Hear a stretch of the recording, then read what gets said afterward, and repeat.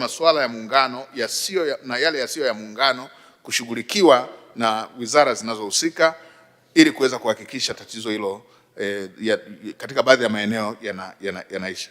Mheshimiwa Spika, kwa upande wa ushirikiano wa kikanda, serikali imeendelea kutekeleza sera ya mambo ya nje ambayo imekuwa chanzo cha kuchochea maendeleo na kuimarisha diplomasia ya kimataifa, diplomasia ya kiuchumi katika nchi yetu.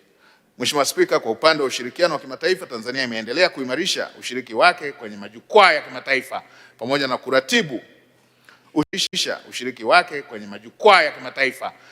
kuratibu ushiriki katika mikutano ya ngazi za juu katika maeneo mbalimbali duniani. Mikutano hiyo imekuwa ni pamoja na mikutano wa pili wakuu wa nchi ambao ulifanyika kule Addis Ababa, Ethiopia, ambapo ujumbe wa Tanzania uliongozwa na Mheshimiwa Daktari Samia Suluhu Hassan, rais wetu wa Jamhuri ya Muungano wa Tanzania. Ushiriki wa Tanzania kwenye mikutano ya kikanda na kimataifa umeiwezesha nchi yetu kuelezea misimamo yake kwenye masuala mbalimbali yenye maslahi kimataifa. Aidha, serikali itatumia majukwaa hayo kutangaza mazingira wezeshi ya fursa za kibiashara na uwekezaji pamoja na masuala ya utalii katika nchi yetu. Mheshimiwa Spika, kwa upande wa michezo, Tanzania imeendelea na maandalizi ya kuwa mwenyeji katika mashindano ya AFCON 2027. Maandalizi hayo yanahusisha ujenzi na ukarabati wa viwanja pamoja na miundombinu wezeshi ikiwemo ujenzi wa uwanja wa Arusha na Dodoma ambao uwanja wa Arusha umeshafikia 75%, ukarabati wa uwanja wa Benjamin Mkapa ambao umeshafikia 95%, ujenzi wa uwanja wa Dodoma ambao umeshafikia 4%. Vile vile serikali imekamilisha ujenzi na ukarabati wa viwanja vya Meja Jenerali Isamuhyo Gymkhana Club na Shule ya Sheria ya Tanzania kwa ajili ya mazoezi. Aidha, serikali itaendelea na ujenzi wa viwanja vya Farasi Gymkhana Annex na Leaders Club. Mheshimiwa Spika, ninapenda kutumia fursa hii pia kulipongeza shirikisho la michezo la mpira wa miguu la Tanzania na uongozi wake chini ya Rais Karia kwa uongozi, uratibu na usimamizi mzuri wa mchezo huo hapa nchini. Aidha, niwapongeze wizara chini ya Mheshimiwa Waziri Paul Christian Makonda na timu yote ya wizara. Kupitia uongozi huo, kwa mara ya kwanza Tanzania imefanikiwa kuingiza vilabu 4 pamoja katika hatua ya makundi ya mashindano ya klabu bingwa barani Afrika, na timu ya taifa imeweza kucheza 16 bora, ambapo ni hatua ambayo ni ya mfano kwa ukanda wa kwetu na kwa nchi yetu. Vilabu vilivyoingia klabu bingwa na shirikisho barani Afrika ni pamoja na klabu ya michezo ya Yanga, timu ya wananchi, klabu ya Yanga klabu ya michezo ya Simba wana wenyeji, klabu ya michezo ya Azam wana Lambalamba na klabu ya michezo ya Singida wana Kilemankuni.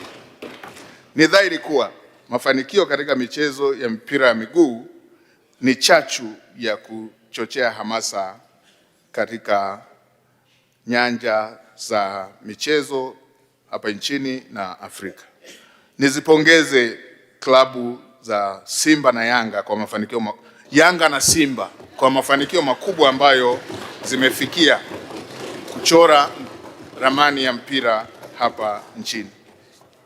Katika mwaka 2026-2027 ni dhahiri kwamba mafanikio katika michezo ya mpira wa miguu na michezo mingine kwa ujumla ni matokeo ya uwekezaji na hamasa iliyotolewa na Mheshimiwa Daktari Samia Suluhu Hassan, Rais wa Jamhuri ya Muungano wa Tanzania, na mafanikio hayo sio tu yanaleta burudani kwa mashabiki bali yanatoa fursa ya ajira na uwekezaji kwa vijana.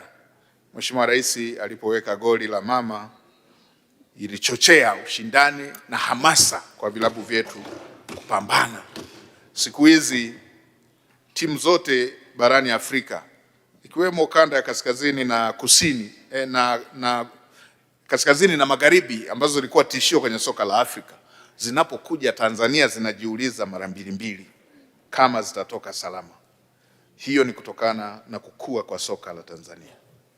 Serikali itaendelea kusimamia na kuratibu ushiriki wa Tanzania katika michezo ya kimataifa na maandalizi ya AFCON 2027 ili kuacha urithi endelevu wa michezo, ajira, utalii na heshima kwa taifa. Aidha, itaendelea kusimamia ushiriki wa wanafunzi katika michezo ili kuweza kuibua vipaji.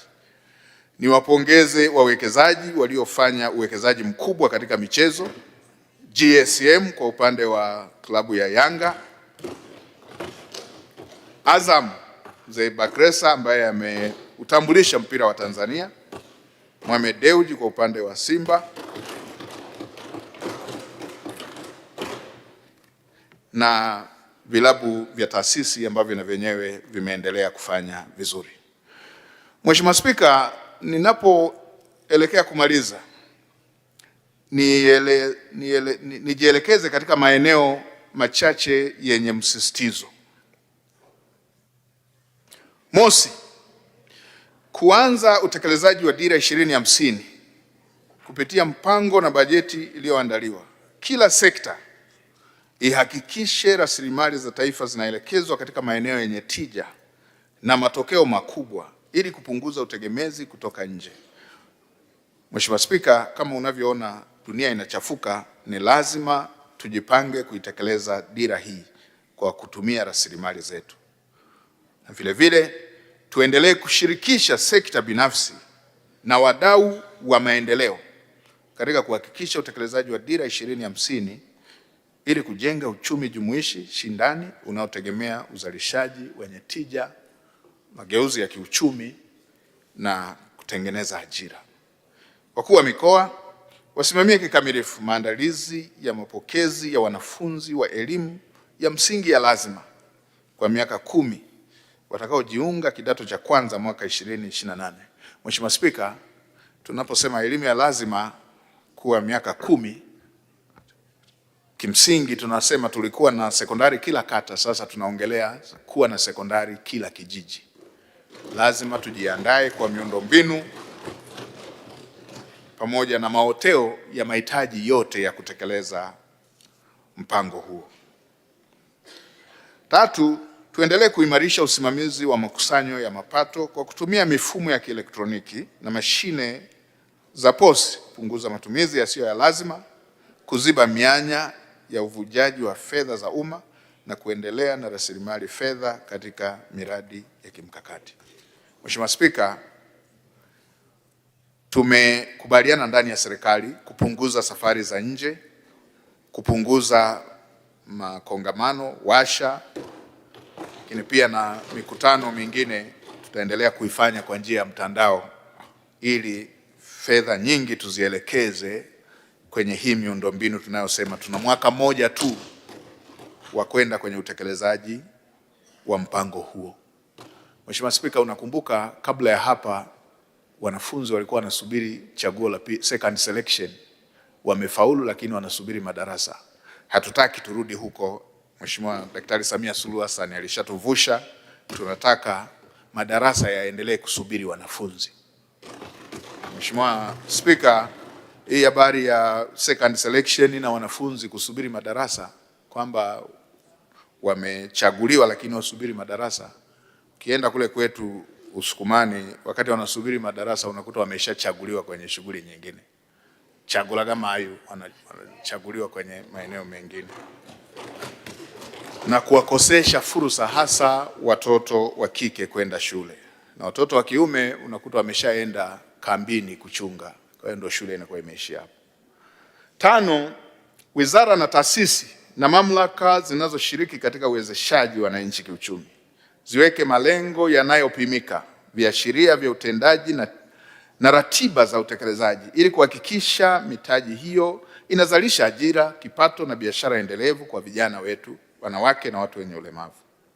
Mheshimiwa Spika, pia nimeelekeza wakandarasi wote wanaotekeleza miradi ya serikali watimize wajibu wao kwa mujibu wa mikataba wanayoingia, ikiwa ni pamoja na kutekeleza miradi inayoendana na thamani ya fedha wanazokuwa wamepokea, lakini pia kuwalipa watoa huduma wanaoshirikiana nao katika utekelezaji wa miradi husika.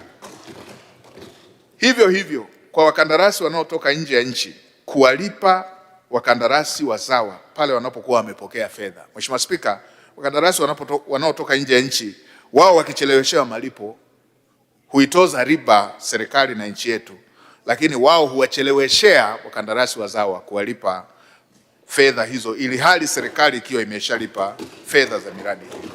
Hili ni jambo lisilokubalika na tutaanza kuwatoa kwenye orodha ya watu wanaoweza kutekeleza miradi ndani ya nchi ukiendelea kukiuka masharti haya. Wakuu wa mikoa ndani ya miezi 6 baada ya kuanza kutekeleza bajeti hii washughulikie masuala yanayohusu matundu ya vyoo kwa kuianisha na mahitajio ya wanafunzi. Mheshimiwa Spika, tumesema hili ni jambo lisilokubalika kuwa na wanafunzi wamekusanyika maeneo mengi na huku tukijua kabisa katika eneo hilo hakuna vyoo. Wizara ya Maji ihakikishe huduma za maji zinapatikana katika maeneo ya muhimu ya taasisi zetu. Tumesema shule, vituo vya afya, zahanati, hospitali, hivyo hivyo na kwa Wizara ya Nishati na taasisi zetu za dini. Mheshimiwa Spika, tumesema tuna vitendea kazi vya kuchimba visima. Hakuna ulazima kila maeneo wanafunzi kuwa wanatembea na vidumu viunoni kwa ajili ya kubeba maji. 8, ubora wa miradi ya maendeleo inayotekelezwa katika sekta mbalimbali nchini uwiane na thamani halisi ya fedha. Fedha zinazotolewa na serikali kwenye miradi hiyo zitumike kama zilivyokuwa zimekusudiwa.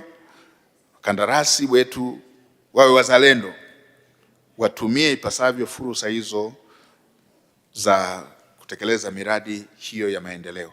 Tumesema tuendelee kujenga uwezo wa wakandarasi wazawa ili kuweza kujenga uchumi ndani ya nchi.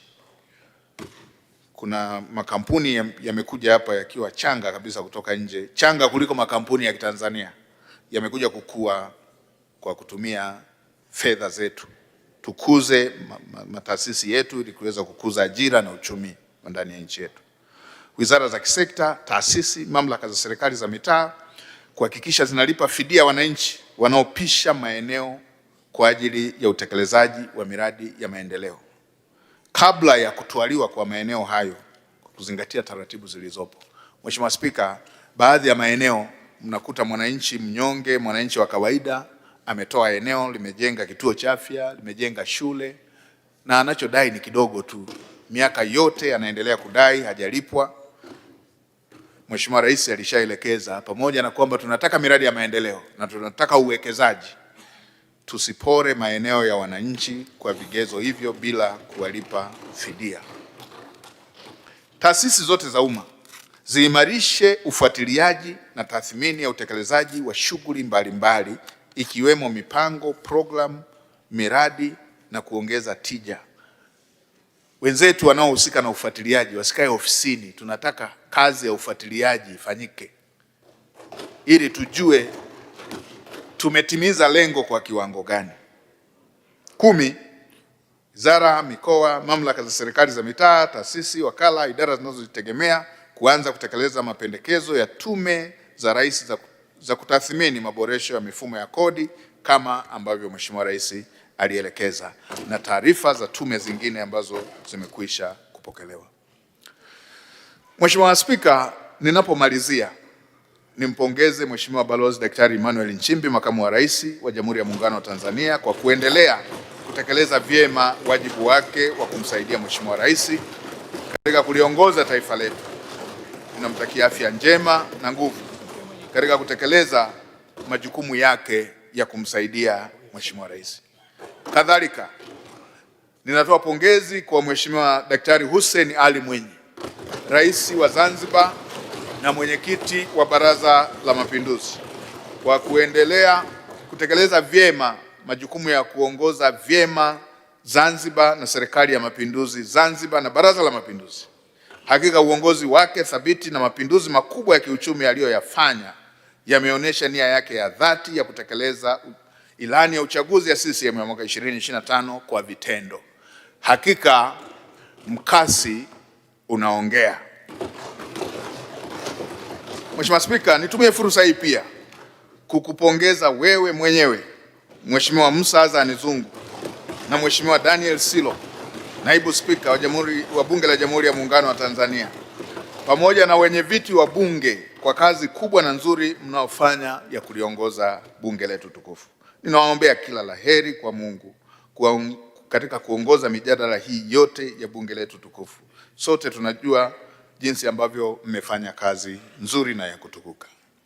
Ninawapongeza pia wajumbe wa kamati ya kudumu ya utawala, katiba, sheria chini ya wenyekiti wake Daktari Damas Daniel Ndumbaro, mbunge wa jimbo la Songea, kamati ya kudumu ya bunge ya afya na masuala ya ukimwi chini ya wenyekiti wa Daktari Johannes Lembo Lukumai, mbunge wa jimbo la Arumeru Magharibi, kamati ya kudumu ya bunge ya ustawi wa jamii na maendeleo ya jamii chini ya wenyekiti wake Hawa Chakoma Mchafu, mbunge wa viti maalum, kamati ya kudumu ya bunge chini ya bajeti chini ya wenyekiti wake wa Mheshimiwa Mashimba Mashauri Ndaki, mbunge wa jimbo la Maswa Magharibi, na kamati ya kudumu ya bunge ya tawala za mikoa na serikali za mitaa chini ya wenyekiti wa Mheshimiwa Laurent Kiombo, mbunge wa jimbo la Misenyi. Kwa maoni na ushauri wa kamati hizo, wamesaidia kuboresha makadirio ya mapato na matumizi ya fedha ya ofisi ya waziri mkuu, mfuko wa bunge kwa mwaka 2026-2027. Mheshimiwa Spika, pia nawapongeza na kuwashukuru waheshimiwa wa